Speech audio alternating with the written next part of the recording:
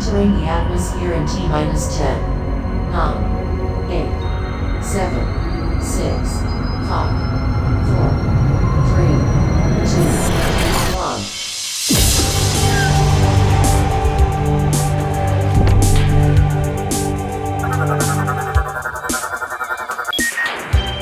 Hello everyone, welcome to the Omega Metroid podcast from OmegaMetroid.com. My name is Andy Spiteri, and I am joined by... That's right, absolutely no one today. It is the season of summer vacations, so Doominal is off and getting some much-deserved time off after holding down the show for the last couple of weeks. Dak is away go-karting, which means that I am here to do a solo show. Doom did it a couple months ago. I thought I'd maybe take a stab at it as well, although I'm not going to cover the exact same thing that he did. But we didn't want to delay the show again. Summer vacation has kind of hit us hard the last couple of weeks here, so we've had a couple of delays. Actually, we took a week off for the first time in forever. I don't even know when, years, because I kind of last minute, for anybody that follows me and kind of my stuff online, got to go to the Zelda Dungeon Marathon when it was looking pretty dicey if I was going to get to go or not. And for anybody that's followed Omega Metroid, you'll see like a lot of what we do at Omega Metroid is obviously inspired by Zelda Dungeon.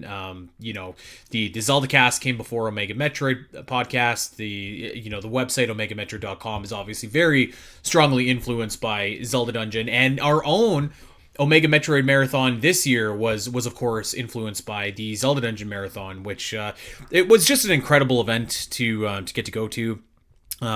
I wasn't going to be able to go. I didn't have the time off work, but I was able to finagle a last minute deal, get a last minute flight, and catch the back half of the Zelda Dungeon Marathon, which the final tally is over $12,000 raised for No Kid Hungry, which is a great charity that kind of focuses on infrastructure and getting food from basically from places that are going to throw it out and waste the food and get it to families that need that food. So all of that is to say that it was an absolutely incredible experience. I'm so happy that I got to go, but it certainly has played havoc in our recording schedule here over at Omega. So big shout out to Doom kind of for holding it down for the last couple of weeks and producing some really great content for us in my absence. And funny enough, I come back and no one's available. So I'm gonna do my own thing here tonight. Well, originally we were going to talk about the best intro bosses to the series, and I was gonna scrap that and do something else. But by God, we are going to talk about the best intro bosses to the series. So we're going to definitively rank them. And when I say we, I mean me, because there's no one else here to kind of counteract what I'm about to lay down. So Doom, Dak, read it and weep here, guys. But that is definitely something that we're going to be doing. I want to quickly touch on Donkey Kong Bananza as well, because I wanted to give some initial thoughts to that. But before I get there, I do want to spend a quick moment just kind of catching everybody up about what is going on over on Omega Metroid Patreon right now. So for anybody that doesn't know, patreon.com/SPNet. There's tons of stuff going on SPNet in general right now. We just dropped the second episode of Middle Earth, the podcast, which is a personal favorite episode of mine. For anybody that doesn't know, myself, Allison Aletha of the Zelda Cast, and Corey Richmond of Zelda Dungeon's YouTube channel, who I got to hang out with a lot at the Zelda Dungeon Marathon. He doesn't listen to this show, so I can say he's one of my best friends at Zelda Dungeon, but I'd never tell that to his face. But it's the three of us. It's me, Al, it's Corey. All of us are big geeks. We love the world of J.R.R. Tolkien. and we started a podcast about it. And the original idea, the original pitch for this podcast, my first thought was I wanted to see if I could pitch these guys a Silmarillion movie, or rather series of movies, because I ended up doing like a little screenplay. I shouldn't say a screenplay, more like a Wikipedia synopsis for 5 films that would cover the Silmarillion. So part 1 of this mammoth episode just dropped over on patreon.com/spnet. So, I mean, look forward to that. I was really excited about this. It was a late night recording. The wine was flowing. Good times were had by all. And there was some lively debate, let's just say, about some of the creative liberties that I took with my Silmarillion movie pitch. So that just dropped over on SPNet right now. But one of the things that just dropped recently is our penultimate episode of the Great Metroid Area Ranking. We have been doing this series for 2 years, maybe longer. I actually don't know. But we set out on a quest to rank every single area in the entire Metroid series. And we are so close. Next month, so August, is the final month for this series until Metroid Prime 4 comes out. But we have ranked 81 areas so far in this Metroid series. A lot of areas. And the last episode, I think, is going to be a really, really great episode, because I strategically saved my top 3 contenders for the number 1 spot for the very last episode. So we're gonna go in. We're gonna debate. We're gonna try and figure out where they go. Ultimately, the list is mine. I make the list and I make the final decisions, but I can be influenced. I can be bribed. I can be bought even. So that is going to be coming next month. I got together with one of our patrons. His name is Craig, and we kind of took care of all of the remainder of the areas that are left. So now it's literally down to 3 big boy areas. So it's bittersweet that this series is going to be ending. I'm happy in a sense, because like I feel like it deserves some finality and a definitive, best area in the Metroid series, but a little bit bittersweet because this has been a project that we've been working on for, the last 2 years. So that is going to be coming to an end, at least for now, next month in August. So check out the newest episode of the Great Metroid Area Ranking. It's over on patreon.com/spnet. Lots of cool stuff. Lots of cool stuff there as well. If you're just like a video game fan, if you're a fan of my podcast, we got episodes about the Zelda cartoon. We got lots of commentaries with Gooey and I. If you're a Zelda Cast fan, we have a series called the Zelda Cast XL, where Gooey and I we just kind of like schmuck around, to be honest. Like we play a little bit of Zelda Hurdle, we take some fan questions, we do like a little topic every month, and it's been a really great time, and we're thinking about doing something similar for Metroid after the Great Metroid Area Ranking is done, but we'll cross that bridge in September when we get to the fall. Rumors of a Nintendo Direct coming this week. I feel like I've heard that every single week since since I don't know, at least a month after the Switch 2 came out. I will say, it is coming up on time. It's been about 3 months, almost 4 months actually, since the August Nintendo Direct for the Switch 2. We definitely need some release dates for some games. Obviously, a big one here in the Metroid world that we need very specific release date for. But there's other stuff coming too that really could use like some finality on when it's coming out. Like, when is Age of Imprisonment coming out? So we'll see if that kind of comes to fruition or not. I am recording this late on Tuesday, so the way that the world works is, hopefully, because I have recorded this late on Tuesday, on Wednesday morning, Nintendo will release a tweet saying that there's a Nintendo Direct coming. So we'll see. Hopefully I can be good luck for everybody. I wanted to take a moment and talk about my initial impressions of Donkey Kong Bananza, because I've been playing it. I want to say I'm probably about like I don't know, maybe 8 hours into the game so far. If I were to guess, maybe like the halfway point. I'm not really sure. I'm in the snowy area with all the zebras. So that's where I'm currently at in the game right now.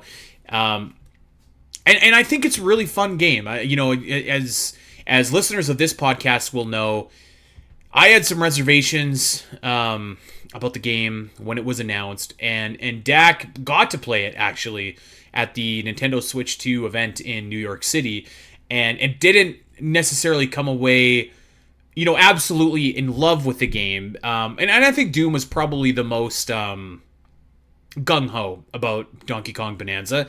I will say this: I think it's really fun. There are some things that I would still point to as things that I might have changed or wanted a little bit differently. But for the most part, listen, it's an open world Donkey Kong game. You can go wherever, do whatever. There is a ton of stuff for you to find, tons of bananas, your collectibles in the game, and secrets. Arguably there's too many, actually, because it's like very easy to get sidetracked doing different things. And yeah, that I'll touch on that in a second, but I think just like the scope of the game is really great. The areas look fantastic. Yes, they're not jungly areas, which is too bad, but the areas that are here I think look really, really great. It's kind of a blessing and a curse, I feel like, being able to like smash anything, because anybody that like me, okay, and I experienced this playing Splatoon, where like you something kicks in and you have to cover every area with paint. You can't leave any area unpainted. And I kind of feel the same way about Donkey Kong Bonanza here, because once I start smashing and punching, like I feel like I'm going to the Earth's core here. Like I don't want to stop until everything has kind of been cleared out. So I'm trying to fight myself a little bit with that, but it is a pretty fun dynamic. I think that one of the strengths of Donkey Kong has always been like the quirkiness and the humor of the series. There's not quite as much like classic Rare style fourth wall breaking, which I guess is to be expected, but it's still got a very big charm to it, a very just like that classic Donkey Kong feel to it. And I think that Pauline is a very welcome addition to Donkey Kong Bonanza as well. So lots of positives there. I would say that I would definitely recommend it. And I will say this as well. I still can't say that I absolutely love the art direction for new DK, but seeing it in motion, I'm gonna say like it looks good. It's not what I want, but it looks good, So for what it is, and coming to accept like the direction that they've taken, I think it's quite, it looks nice. Like the some of the issues that I had in the trailers, like DK kind of looking like feathers instead of fur, I don't think is as prevalent in the actual game, at least when I've been playing it. And you know what, I gotta say, like some of those facial expressions that DK makes are pretty funny. There's this cutscene with Pauline, and she's like, I don't even know what she's doing, but she's saying she can't sing in front of people, and like DK's faces were just cracking me up. So they do have some some good stuff going on with this new design. I can't say that it's all bad. It's still not my preference. If I had to choose, I would choose the old style, but I'm warming up to the new style. I will say there are some things that I don't love about the game, and actually, kind of like what I was saying, is that like there's almost too much stuff to collect and to do. Like in Breath of the Wild, it's easy to kind of get sidetracked with like Koroks and with shrines and stuff like that.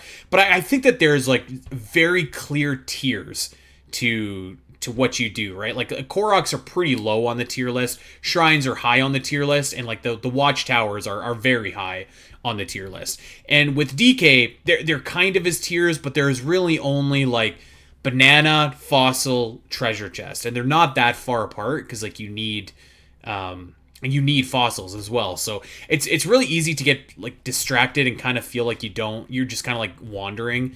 And maybe that's just my play style, but it's something that I've kind of noticed. Actually, one of the things that I really love, and I didn't even point out actually, was the Bananza transformations. Those are a blast, by the way. But one thing I'm going to say for this game, and maybe I just haven't got to the right spot yet, but I am actually a little bit lukewarm on the music for it, which is not something that I thought that I would be saying about a new Donkey Kong game. So it still has a lot of time to kind of turn around and get there. But yeah, I can't say that it's a highlight so far. And another thing that I will point out is like this game is pathetically easy, like very easy. And listen, I know it's a Donkey Kong game. It's geared at a younger audience. That's totally fine. But I remember like in Donkey Kong 64. You had some pretty difficult bosses in that game, okay? Like, I don't remember what the boss is, but like the Jack in the Box boss where Tiny has to fight it, I thought was really a tough one. Even like K. Rool at the end, I thought was kind of difficult. And there's a few other good examples of it. So the bosses, I don't think are anything to really write home about. The enemies aren't either. And I would say that, unfortunately, the bosses also kind of miss some of that quirky charm. They kind of look like bosses that could be in any game, which leads me to my final point of contention here. When I saw the trailer for this game, I told myself, hey, listen, this game looks really fun. It looks like a blast, but it looks like a game with Donkey Kong in it, rather than a Donkey Kong game, if that makes sense. And I think that's my biggest takeaway from this game. It's really fun, but it doesn't feel... And maybe what I'm saying is it doesn't feel like a Donkey Kong Country game, because that's really been what Donkey Kong has been presented as for the last like 30 years, basically, right? So it doesn't feel like a Donkey Kong Country game. It feels like a great game. It feels like somewhere like maybe like a mix of Mario Odyssey and Breath of the Wild, but it doesn't feel like a DK game, which, again, is that a bad thing, a good thing? I don't know. I'm enjoying it, though. That's what I know, so I'm going to keep on playing it. Maybe I'll have a final thought when I'm all done. I was hoping to get some other opinions from the guys here, but hey...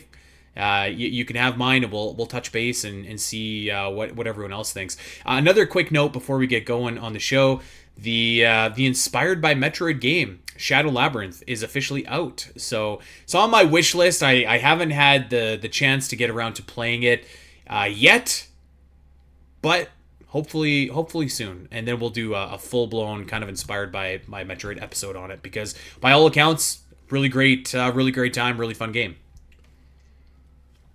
All right, now let's get on to business, Metroid business.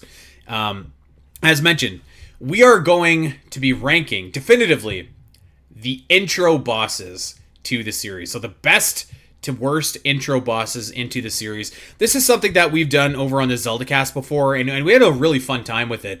And maybe just to clarify, just so that everybody's on the same page here, I'm going to lay down what my criteria for an intro boss is. I think we probably all have a good idea, but let's just go through anyways. An intro boss is like the typically the first boss that you get to in a game. Typically the boss itself isn't like that much of a challenge, but it's there to show you mechanics, and it's there to show you how to play the game, or to use certain features, or whatever, right? I think that an intro boss is typically limited to the first area, or like the first, let's say, hour of a game. There are exceptions, but for example, when I was going over Nestroid or Metroid 2 or even Samus Returns, I didn't see any bosses from those games that I thought would be, appropriate or eligible to put on the list. Like, technically, yes, you can get to Ridley, you can get to Kraid very quickly in Nestroid, and you could get to Arachnus very quickly in Metroid 2 as well, but they're kind of like fairly deep, or deep enough into the game that I felt that they didn't necessarily qualify for the spirit of an intro boss here. The same thing for Samus Returns. That one I was a little bit more willing to put on the list, because I was like, well, do we count the Alpha Metroid as a boss? And I think I ended up on no, because it's probably more appropriate to say that it's just an enemy rather than a boss. And then by the time that you do get to a boss, it's Arachnus in Area 2, at which point you've probably been playing for, for a couple of hours, I would say. So we do have a list, that being said, of different intro bosses here, which we'll go through. And actually, maybe one last clarifier I should just put in. In terms of Metroid Dread, I did not count the damaged Emmy as an intro boss, because the Emmy fights, I don't really consider boss fights. Like, they're, I mean, I guess by letter of the law they are, but even that one in particular is just kind of like aiming your cannon and shooting. So that one I left to the side. But we do have a couple that we are going to go over here, and we're going to rank. And I think that we're going to have a fun time doing it, because there's lots of really great intro bosses here. So I'll take it from the top, and I'm going to rank I'm just going to list these rather in chronological order here. So we're going to be talking about a couple of different bosses today, and we're going to start off with Chorizo from Super Metroid, Arachnus from Metroid Fusion, Arachnus X, excuse me, the Parasite Queen from Metroid Prime, the Dark Alpha Splinter from Metroid Prime Echoes, Diorum, aka the Charge Beam Worm from Metroid Zero Mission, Candon from Metroid Prime Hunters, who was also kind of on the cusp of, like, does he count as a boss, does he not? We decided just to include him. The Berserker Lord from Metroid Prime Corruption, the Brugmas from Metroid Other M, and Corpius from Metroid Dread. And hey, pretty soon we're gonna have another intro boss to add to the list. That big fella from Metroid Prime 4, whose name is escaping me right now, but it was the one that the dude who was playing the demo, the Treehouse demo, fought and like would not lock on to, which was giving me big time anxiety. So yes, that is what we are going to be ranking here today, and I guess that we should just get to it. And we're going to be ranking this definitive style. So I'm going to have, we're going to go in the order that I just listed. We're going to rank them number 1, and then we're going to rank the second one. I'm either going to rank it at number 1 or number 2. We're going to get to the third one, and I'm either going to rank it at number 1, 2, or 3, etc., until we have a list of, what do we have here? 1, 2, 3, 4, 5, 6, 7, 8, 9. So 9 bosses in the Metroid series here. So that's what we're going to do. And hey, since there's no one else here, I'm just going to get us kicked off. And I am going to talk about my guy, Chorizo. I have a big soft spot for Chorizo. I think everybody knows that. There's something about the betrayal of a Chozo statue coming to life and like fighting you instead of, bequeathing you with an upgrade or something valuable for you to have on your journey. And you know what? I guess technically, I maybe should have counted Ridley from Super Metroid. But again, my own criteria, that's not really a boss. Like, I mean, and yes, it is, but no, it's not, because you can't win the fight, you can't lose the fight. It's really just a story battle. So that one is being excluded from the list. So I don't want to hear about it. But yes, Chorizo. I like this guy. I will never forget the first time going in to get the bombs and just being like, why can't I leave? What is happening? I thought these Chozo statues were like on my side, which actually, ironically, this was my very first Chozo statue in my entire Metroid experience. So I was kind of on alert for all of these statues now to be like this. Because Super Metroid was my first game. You just get the Morph Ball. You just get you know what, maybe you don't. Maybe you use the Chozo statue for missiles, actually. I correct myself. But I was at the point where I was like, these Chozo statues, maybe they're not all good. So I was on kind of alert for the rest of my initial playthrough here. But I mean, the fight itself is fairly basic, as a lot of these fights are. And really the name of the game here is just kind of teaching you to aim diagonally and fire your missiles, which sounds pretty novel right now, but we have to remember this game came out in 1994. Previously that wasn't really an option in Metroid games. You just kind of had your missile and you jumped if you needed to elevate your missile shot. So that's one of the big things here that Chorizo is kind of going for. And really that's about it, right? Like you kind of just pump Chorizo with missiles. Eventually its head falls off, which I always really love. It's got some kind of cool attacks, which I think is like neat, like the bubbles that it shoots out, and like the vicious melee swings. I think the strength of Chorizo is definitely the atmosphere and the sprite work of the boss rather than like the actual fight itself, which is probably something that is going to be a reoccurring trend for all of these bosses. Because again, like intro bosses aren't necessarily meant to push you to your limits. They're meant to ease you into the action here. But I will say I do have a soft spot for Chorizo. So, I mean, obviously he's going at number 1 right now because there's no other boss to have. But I really like this one. I love Chorizo's other appearances. The golden Chorizo in Super Metroid and then the flying Chorizo in AM2R. I think those are like just so awesome. But it all starts with this guy. So Chorizo is number 1 for now. But let's see if he could keep the number 1 spot because, we're going back to an old friend of ours who, by the time that Metroid Fusion was coming out in 2002, is making his second appearance as a despicable boss that you fight. So, Arachnus X is fought pretty early in Metroid Fusion and is probably, one of the better Arachnus fights that I would say occurs in the series. All of them are pretty similar. I think you could maybe make a case for this one being the best Arachnus fight in the series. You could probably make a case for Samus Returns as well.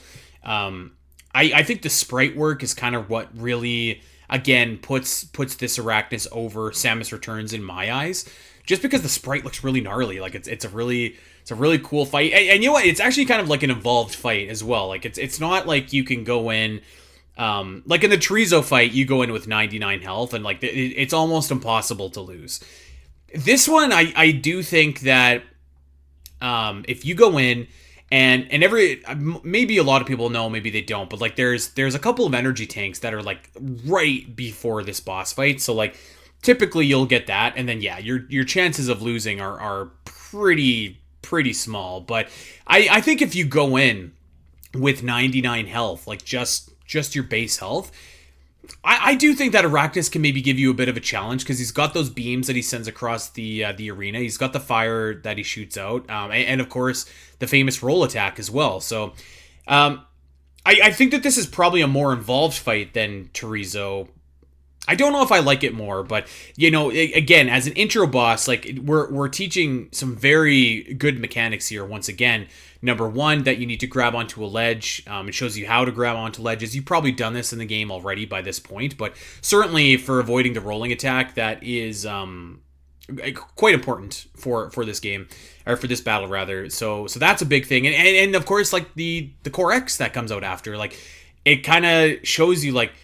When the battle is over, it actually ain't over. It's not over till it's over. You have to destroy the Core X that is living inside of this thing, and you have to acquire the power by absorbing it rather than just like getting the item that just falls to the ground after, which I think is cool as well. So this is really close for me. I wouldn't be surprised if these two kind of finished like beside each other on the list here. I think I'm gonna go with Arachnus X just because the fight is more involved. It's the sprite work is really cool. The music is kind of what the music is in this game, but I think that there's enough like going on, and the setting actually as well. Like the BSL ship, like looks great. So I think that there's enough going on here to maybe push it over Chorizo just a little bit, just on the strength of the fight rather than the Chorizo fight, which is certainly not like the high points of that fight itself. So I think I'm gonna do it. I think I'm gonna put Arachnus X at number 1, and we're gonna put Chorizo at number 2. Let's move on and let's talk about the Parasite Queen from Metroid Prime. I'm gonna say this is a really strong contender for number 1 overall. I'm gonna put it number 1 right now on this list for a lot of different reasons. Number 1, let's talk about the setting.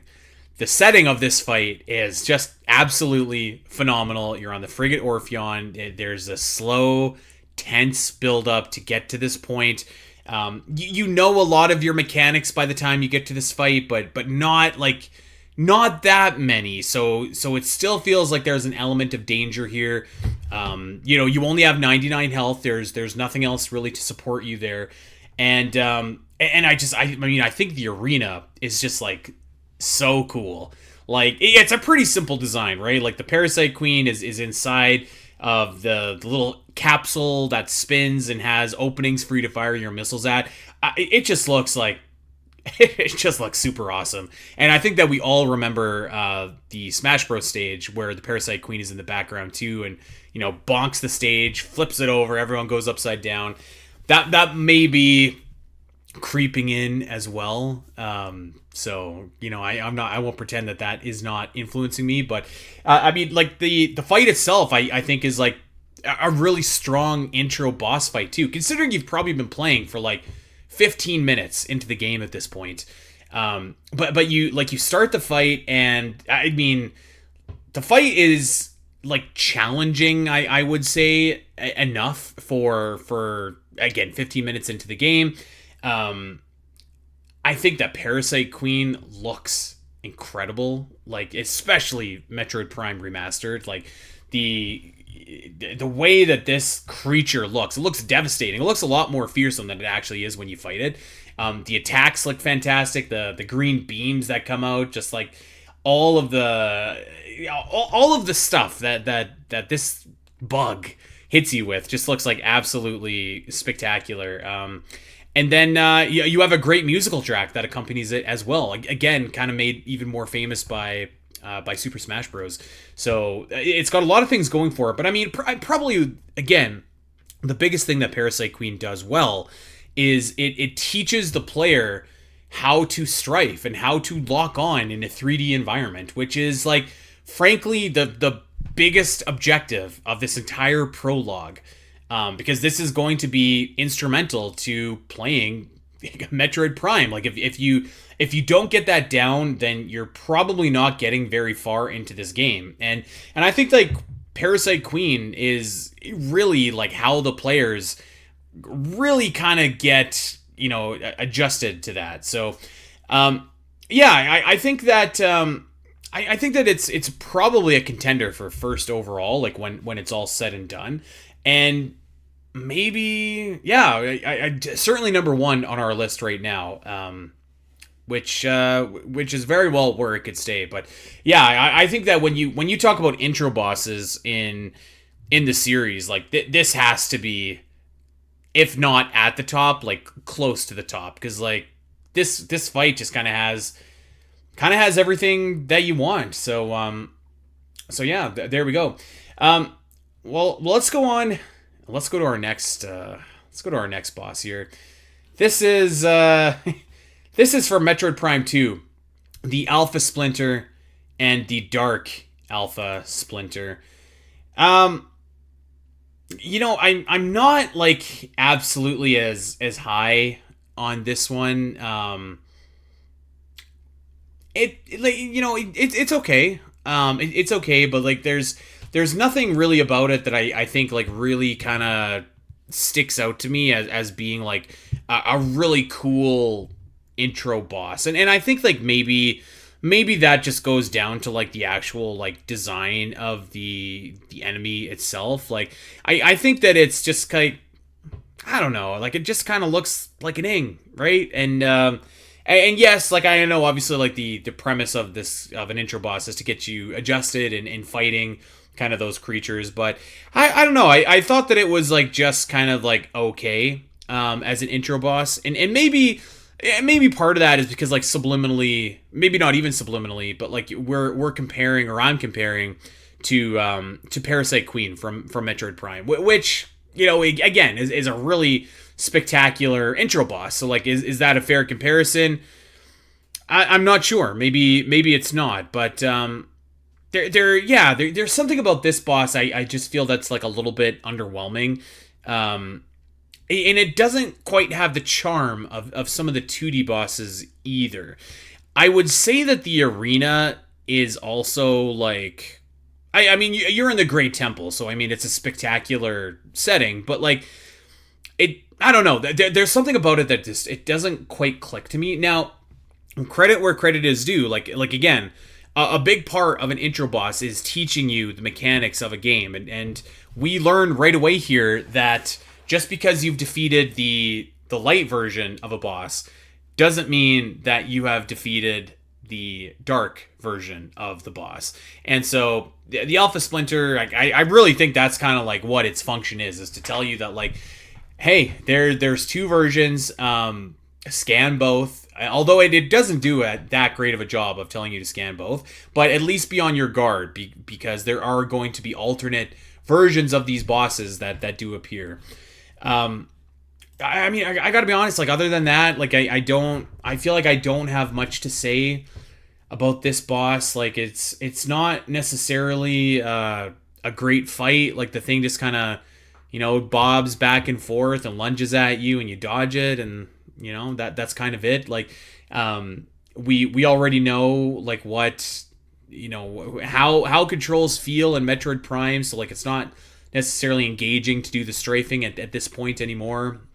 I'm gonna rank this one in last place right now, in number 4, which I feel like a little bit, I guess, bad for, because like there are things about this intro boss fight which are kind of cool, but I think maybe we could have just made the Bomb Guardian our first boss, because like that doesn't come like too terribly long after this, and it's a much cooler fight in my opinion, and much more unique too. They kind of show like what the Ing are about, how they steal Samus's abilities and repurpose them to work against you. So yeah, this one's gonna go number 4 on the list right now. Which, to quickly recap, so number 4 we've got the Dark Alpha Splinter, number 3 Terizo, number 2 we've got Arachnisex, and at number 1 we've got the Parasite Queen. So pretty good list so far here. Let's move on to Metroid Zero Mission. Now, a lot of people will just call this the Charge Beam Worm. I've like go by its official name, which is Diorum. And Diorum is kind of unique, actually, in the sense that like this boss can actually run away from you and go into a couple of different places. I remember during the Omega Metroid Marathon, I was racing Doom in Metroid Zero Mission, and I was bagged. I had barely slept the night before, but I just got worked by this boss because I for whatever reason could not hit it, and it ran away from me, so I had to go and chase it down to get the Charge Beam. So I have a little bit of a vendetta against this boss. But I think it's kind of cool. Like it's incredibly easy boss, like very, very easy boss. And I don't know that it's necessarily like teaching you any mechanics that you might not already know if you've played a Metroid game before. Really, it's just kind of teaching you like shoot upwards with a missile. Like that's kind of the entire gist of the boss. So it's not like there's like educational purposes there or anything like that.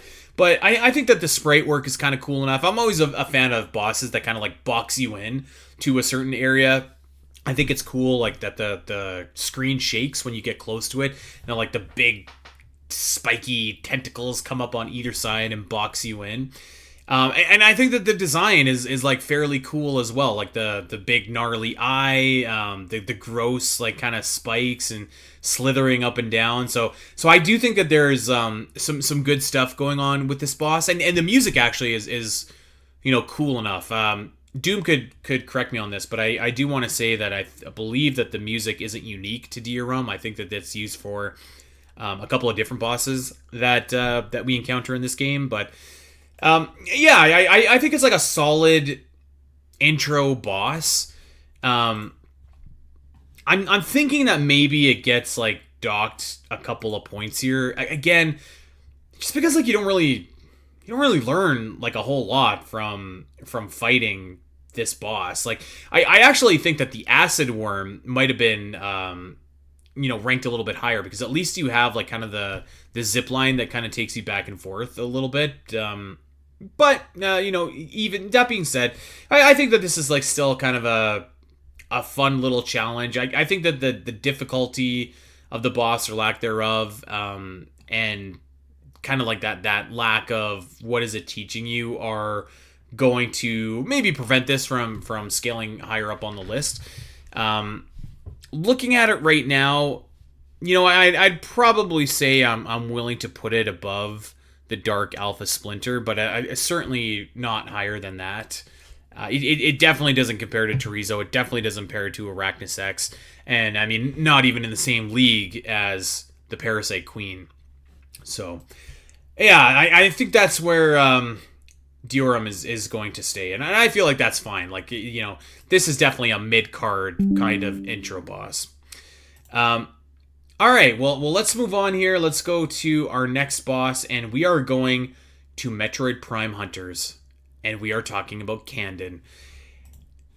So this one I struggled a little bit with, because like yes, this is the first boss that you fight in the game. However, like, it's also a reoccurring boss that you fight in the game. And the thing about Metroid Prime Hunter bosses in general is like they're different than the rest of the bosses that you might face. Like, there's a lot more. I don't even know what the word is. Like, there's a lot more of like you need to battle this AI opponent that you're fighting, rather than like looking for a sequence of patterns, an opportunity to attack, anything like that. Like that really is what every hunter battle is in Metroid Prime Hunters, and every Guardian battle, and like a lot of the battles that take place in this game. There's a lot of randomness that goes into it. So for that fact, it's hard to rank this, because like because it depends on how you control. Like, it depends on how fluent you are with Metroid Prime Hunter's controls. Like, this could be a very difficult, frustrating boss battle, and I think that's valid. But if you're kind of like dialed into the way that the game controls, it could also be a pretty fun and engaging boss battle. I will say, I think that the setting is kind of cool. It's like in this, the Celestial Archives always kind of remind me, like the big data shrines always kind of remind me of like a Tony Hawk level, where like you should be like grinding on rails and like doing tricks and stuff like that. And this is no different. So it's kind of cool to have this battle there. And there is some build up to the battle as well. Like you get notified that another hunter has landed. You see Candon, and he kind of slinks off. So like you do have a little bit of anticipation for this battle. Now where things kind of get a little bit hairy is like, what does the battle look like, right? Like it can be over in 2 seconds if you're firing right at Candon's head. It can kind of go on a little bit longer, and if Candon turns into sting larva, then you really have a fight on your hands, which you typically will. So again, like I feel like this one is maybe one of the harder ones to accurately rank or accurately judge. I guess what I'll do is I'll go by my personal experience and say that I think it's like a middle of the pack boss battle, which isn't anything like too terrible. I think that it, as an intro boss, does it teach you like a lot of things that you need to know for the progression of Metroid Prime Hunters? Debatable. Like I think like just getting used to the controls is what you need to do for Metroid Prime Hunters. So like this boss battle, but also basically every enemy that you've encountered before, every like everything that you do in that game is kind of taught to you the second that you step off of your ship. Like there's no like target locking here. There's nothing that really Candon imparts on you. Although I will say that again, it kind of introduces the concept of like, Well, each hunter has an alternate form that you can scan, do battle with, to pay attention to. So maybe that counts for something as well. And maybe you could argue as well, kind of sets the precedent for like when you defeat a hunter, you get an artifact and or a key anyways for an artifact, and then that kind of like sets up the precedent for the rest of the hunter battles typically in the game. In my experience, the fight's been like okay. Yeah, it's an okay fight. Not the best hunter fight. In fact, I think of the hunters, I would probably say Candon is one of the weaker fights. I think Spire's definitely better. I think that Noxus is one of the best fights in the game, and I think that Trace is always fun. Obviously, Silex is an incredible fight. That's probably the best fight in the entire game. Weevil is the only fight that I'm not really in love with. I think that's another kind of like fight. So yeah, you know what? I think like middle of the pack is probably what we're thinking here.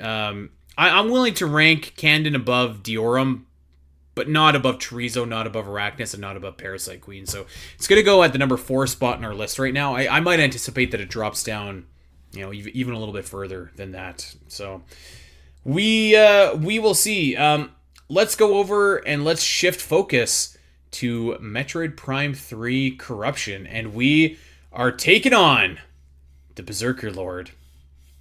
Now, I think that the Berserker Lord is actually like in kind of like a bad spot here because as we have talked about on the show, like just one of the best bosses, never even mind intro bosses, like one of the best bosses in the Metroid series is that Gandalf Balrog falling down the shaft fight scene, between Samus and Ridley in the opening of Metroid Prime Corruption. So like when I was putting together this list, I was like, oh, I can't wait to talk about Ridley in this scene, and I was like, oh, wait a second, Berserker Lord comes before that. So I kind of feel bad for the old guy. He doesn't get the attention that maybe he deserves, because I think that this is like a perfectly good fight actually.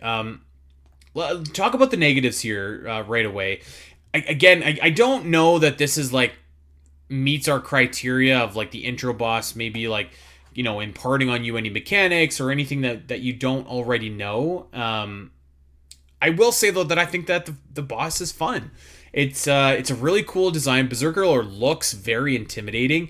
I think that the setting is really cool, like on the GFS there, and then with like the dock opening, so like you can kind of see outer space behind you. I think that like the Olympus just looks like really cool in general, right? Like in this particular moment as well, like very kind of like sci-fi. Obviously I know sci-fi, but like it's very slick and very just like modern sci-fi. And I think that the boss fight is like nothing to sneeze at. You're gonna go into this fight with at least one additional energy tank, but I mean like the Berserker Lord for the uninitiated, it can be difficult. Like it's got like a pretty good area of attack where it does the classic like smashing its hands on the ground, and I think the cool attack is like when it shoots its little orbs at you, shooting them back at it. I think is a really kind of slick mechanic as well. Which and now that I think of it, have we done that before in Metroid Prime? I'm not sure. Maybe this was the first time. So maybe this is kind of like the game teaching you maybe that this is something that you should consider doing.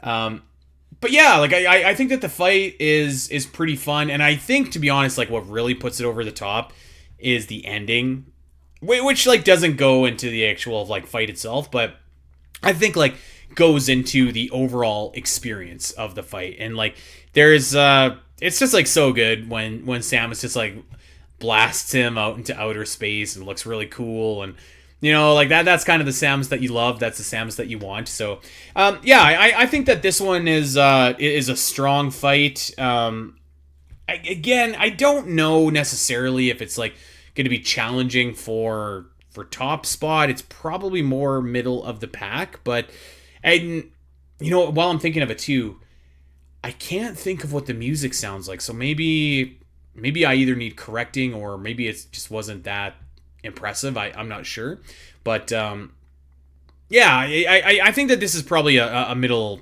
of the pack intro boss fight. I'm thinking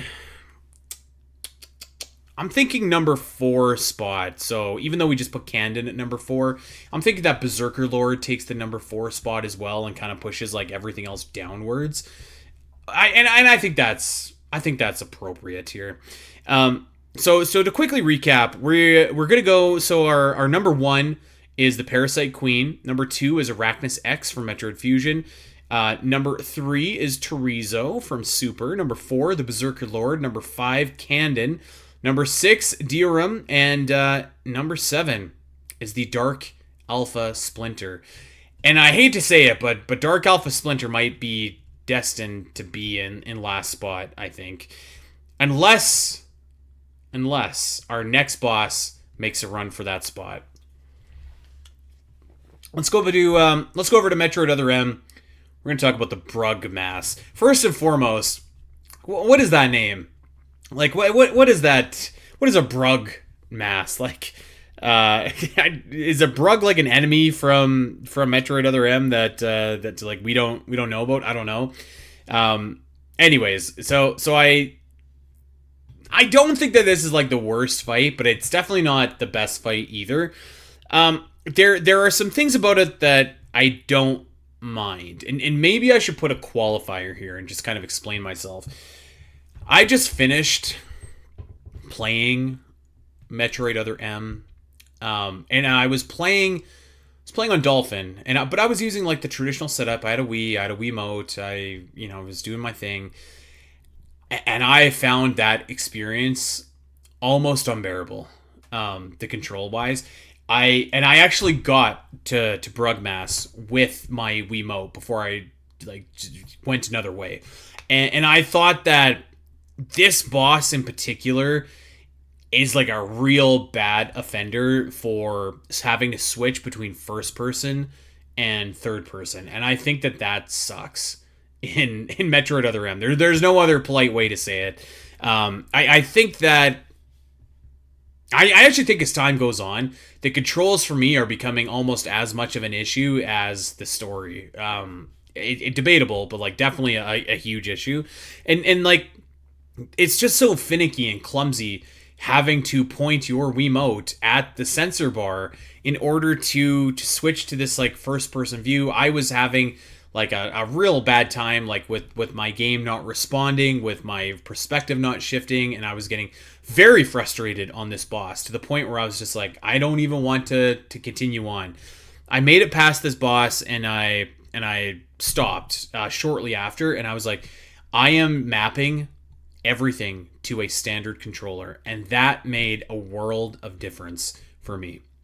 It made this fight in particular much more manageable. And I guess like by the definition here, like, we can't say that the game isn't trying to teach you what you need to know in order to, learn the mechanics of Metroid Other M.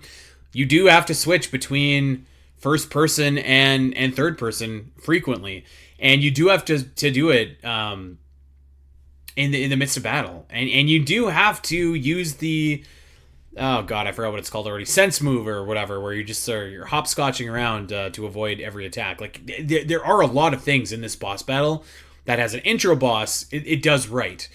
And I would even say this. I think it's kind of cool fighting alongside the team as well, and like kind of having everyone go together and fight this big Brug mass. There are some things that don't work in addition to the aforementioned controls. First and foremost, like the music is not great. The setting the setting itself is fine, but like in the context of like you have all of these like highly decorated, this elite strike team there, and they are struggling with this intro boss, is like kind of ridiculous. And this is where I just played this game and now I'm doubting myself. But so someone correct me if I'm wrong, but like this is the first time that you really get the authorization gimmick, where it just feels like, come on, this thing is smoking us. Like, just let me use missiles here. And yeah, just it kind of is jarring, even when you know it's coming, and even when it makes sense. It's just like, to get the authorization coming in.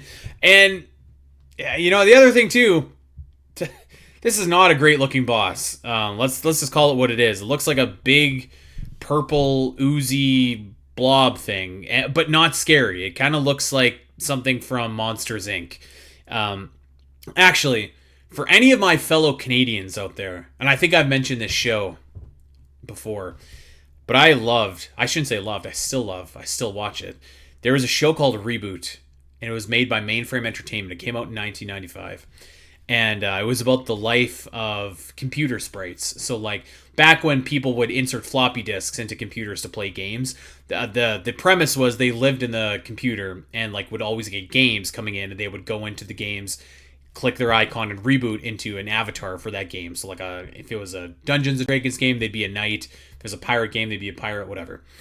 Any sprite that lost a game was transformed into this gelatinous thing called a null. And the Brugmas looks like a giant null.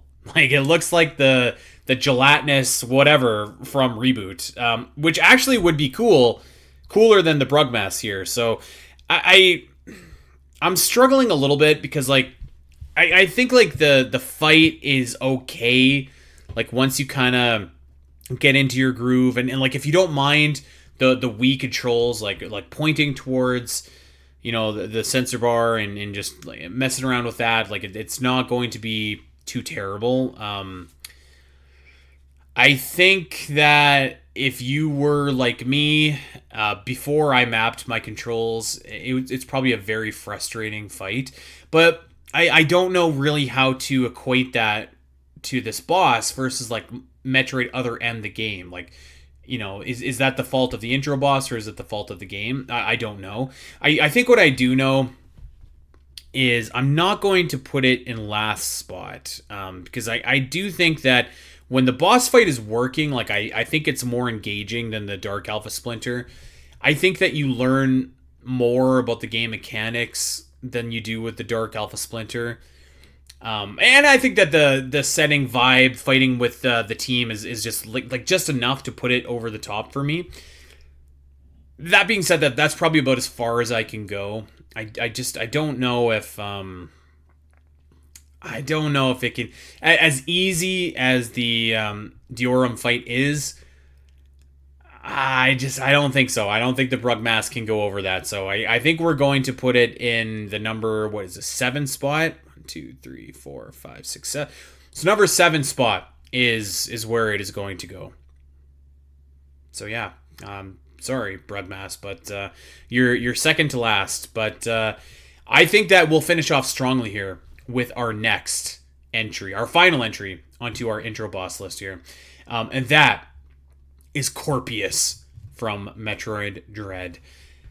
Now, this is like stretching the bounds of an intro boss, because, like, you've probably been playing for, like, a decent amount of time at this point in the game.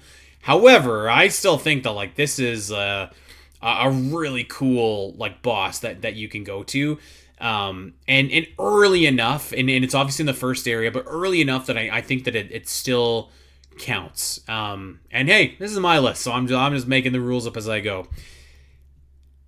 This could be number 1. It could be number 1, and if it's not number 1, it's number 2, and I'm going to see where I get to by the end of talking this out. First and foremost, I want to start with the setting of this. Just like absolutely spectacular.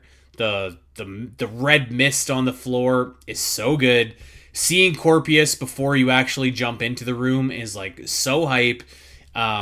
Just like everything about this fight, like the way, like, the background of it looks incredible. Corpius itself looks incredible. Like, it's almost like I forget what it's called, but it's in, like, Greek mythology. It's like half scorpion, half lion, half horse, or, like, I don't know, something like that. It's kind of got, like, that vibe going on, except, like, monstrous and like half monster, half scorpion. I don't even know, but the fight is, like, Corpius looks so cool. I think the fight is really great as well. It teaches you a bunch of different stuff. Like, I guess it doesn't teach you melee counters, but it really puts into focus, like, melee counters in the game. And like, yes, we learned that in Samus Returns, but I think putting into context, because I kind of docked the Dark Alpha Splinter points, I think like almost everyone that played Metroid Prime 2 probably played Metroid Prime like the first one, where I think like a lot of players were playing this game for the first time that had never, like playing Metroid Dread for the first time, that may have never played a Metroid game before. So a little bit of extra, points for that. And the fight itself is just awesome. Like you really utilize the slide in this battle as well, like sliding right underneath Corpius to do some of those dodges and to do some of the counters and stuff like that.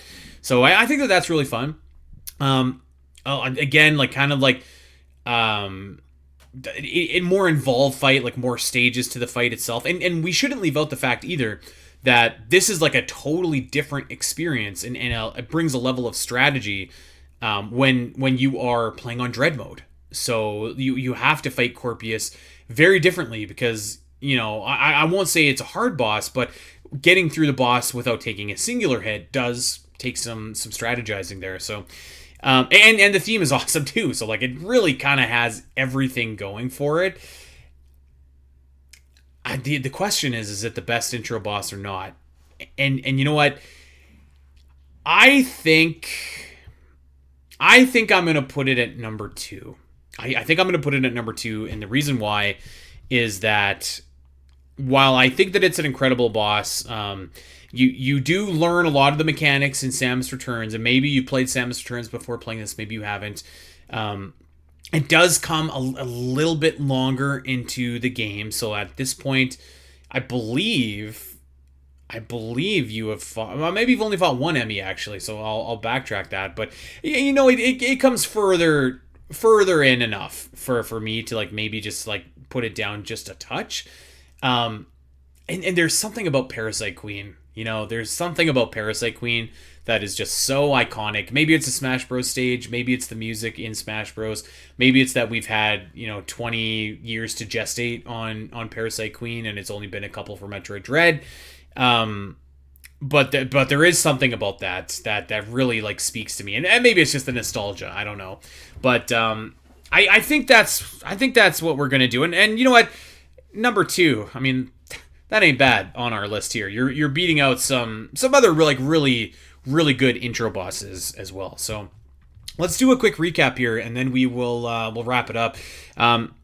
So coming in at number 9, last spot, unfortunately for us, is the Alpha Splinter / Dark Alpha Splinter. Coming in at number 8 is the Brug Mass. Number 7 is Diorum from Metroid Zero Mission, aka the Charge Beam Worm.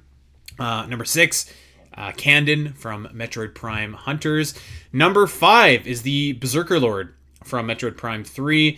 Number 4 is my boy Chorizo from Super Metroid. Number 3, Arachnus X from Metroid Fusion. Number 2, Corpius from Metroid Dread. And bringing us home, number 1 spot, the best intro boss in this Metroid business is Parasite Queen from Metroid Prime. So what do we think of that list? Let me know. Let me know in Discord. Let me know on Blue Sky. I'd love to hear what you guys think. If you agree, if you disagree, if you hate it, if you're mad some of these bosses were even eligible, or maybe some bosses that weren't eligible that you thought were slighted. I'd love to hear it all. So share with me your thoughts. And I guess that's going to wrap it on a solo show here for me. So again, want to remind everybody to check out patreon.com/spnet. 1 episode left of the Great Metroid Area Ranking. And if you're considering joining, there has never been a better time to get in on this right now. Like $4 is going to get you access to the Metroid tier. And there are 25 episodes of the Great Metroid Area Ranking for you to sink your teeth into, as well as a bunch of Zelda Cast episodes, as well as a bunch of episodes covering each album from Linkin Park, each album from Green Day. There's some ROM hack reviews that we haven't released yet. Episodes about the Zelda cartoon. There's some Spiteri review shows up there that we haven't released either. There is a lot of good stuff over on patreon.com/spnet. So go ahead and check that out. And check us out wherever you get your podcasts. Go like, subscribe, recommend, rate, review, all that kind of good stuff. If you got a Metroid fan in your life, tell them where they can get their weekly Metroid fix. Hopefully there's a Nintendo Direct coming here. Maybe we'll wake up tomorrow on Wednesday as this is releasing and get the good news. So we'll have to keep our eyes open for that. Give us a follow over on Blue Sky. We are at Omega Metroid, and I'm at Spiteri316. And we'd love to talk to you over on Discord as well. We have a great group of Metroid fans over there, just kind of talking games, talking Samus, talking Space Pirates, all that kind of good stuff. So come on and join us. We're active in the chat, and we love talking with our listeners. So we'd love to have you there. I think that's it. So that is it. Hope that the solo show wasn't too bad, and we should be fingers crossed back to full strength next week. It's been. I was talking to Doom earlier. I was like, it feels like it's been forever since we were able to get together. So the long-awaited reunion coming next week. So looking forward to that. Until then, everybody, take care and enjoy your week. Ciao.